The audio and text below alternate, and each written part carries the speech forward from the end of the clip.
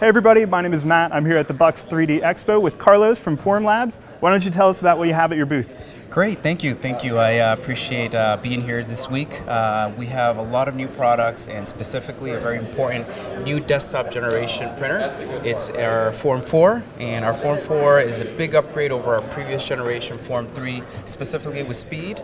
We've changed the print engine so it's more reliable. It's now also very intuitive. You can learn how to use it in 15 minutes. At Formlabs, we focus on professional 3D printing, so SLA is one thing we do, but we also do SLS. So our Fuse printer is actually taking things way above what's needed in the professional quality markets, and we're very excited. The Form 4 is going to change and again revolutionize the market, so we're very excited about it. Awesome. What kind of speed increase are you seeing based off the last generation? Yeah, so we're seeing 4 times the speed of the Form 3. Whoa, Yeah. That's incredible. So it's a big mix of the hardware change that we have on the printer and then also some new materials that we're introducing into the market.